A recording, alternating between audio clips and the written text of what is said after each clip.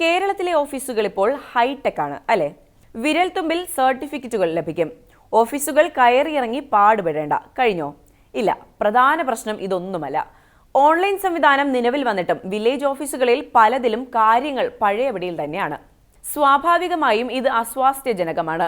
Vigilance ഉദ്യോഗസ്ഥർ ഇക്കഴിഞ്ഞ തിങ്കളാഴ്ച മുതൽ സംസ്ഥാനത്തെ തിരഞ്ഞെടുത്ത 86 വില്ലേജ് ഓഫീസുകളിൽ നടത്തിയ പരിശോധനകളിലാണ് ഗുരുതരമായ പല ക്രമക്കേടുകൾക്കൊപ്പം ജനങ്ങൾക്ക് സേവനം നൽകുന്നതിൽ പുലർത്തുന്ന ഉദാസീന സമീപനം വെളിച്ചത്തായത്.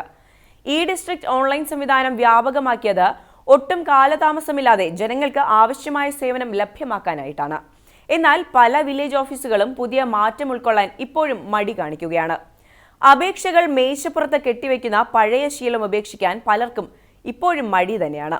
അപേക്ഷകർ നേരിട്ടെത്തി അന്വേഷിക്കുമ്പോൾ ഒഴിവുകഴിവ് പറഞ്ഞ് മടക്കി അയക്കും.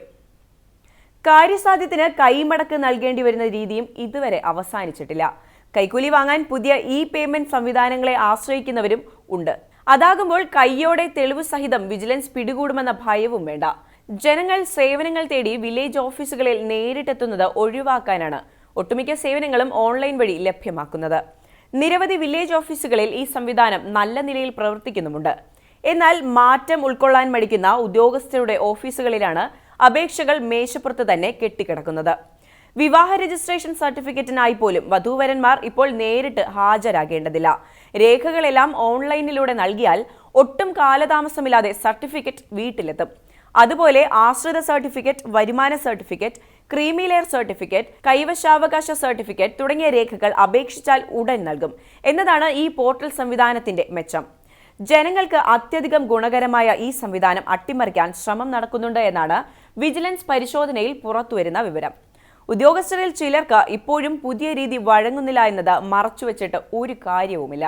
എന്നാൽ ഏതാനും ദിവസം ശ്രമിച്ചാൽ സ്വായത്തമാക്കാവുന്നതേ ഉള്ളൂ ഈ സാങ്കേതിക വിദ്യകൾ. അതിനു മുതിരാതെ ജനങ്ങളെ പഴയപടി നടത്തിക്കുന്ന ഏർപ്പാട് വച്ചു പുലർത്തുന്ന ഉദ്യോഗസ്ഥരെ കണ്ടെത്തി ആവശ്യമായ പരിശീലനം കൊടുക്കുകയാണ് വേണ്ടത്. ഭൂമി തരമാറ്റം ഉൾപ്പെടെ പല സേവനങ്ങൾക്കും ജനങ്ങൾ വില്ലേജ് ഓഫീസുകളെയാണ് സമീപിക്കേണ്ടത്. ഭൂമി സംബന്ധമായ ഒട്ടേറെ സേവനങ്ങൾ ലഭ്യമാക്കുന്നതും ഇവിടെ നിന്നാണ്.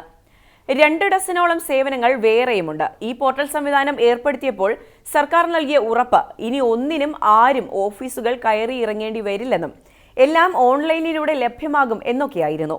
എന്നാൽ അപേക്ഷ സമർപ്പിക്കുന്നതിന് പിന്നാലെ ഇപ്പോഴും ബന്ധപ്പെട്ട ഓഫീസുകളിൽ കയറി ഇറങ്ങേണ്ടി വരുന്ന സ്ഥിതിക്ക് പൂർണ്ണമായും മാറ്റം വന്നിട്ടുണ്ടെന്ന് പറയാനാകില്ല.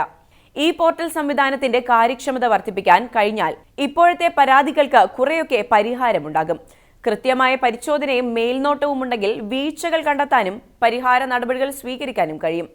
ഞങ്ങൾ ഒരു കാരണവശാലും മാറുകയില്ല എന്ന ശാഠ്യവുമായി നിൽക്കുന്ന ഉദ്യോഗസ്ഥരെ നേർവഴിക്ക് കൊണ്ടുവരാൻ സർക്കാർ വിചാരിച്ചാൽ സാധിക്കുകയും ചെയ്യും.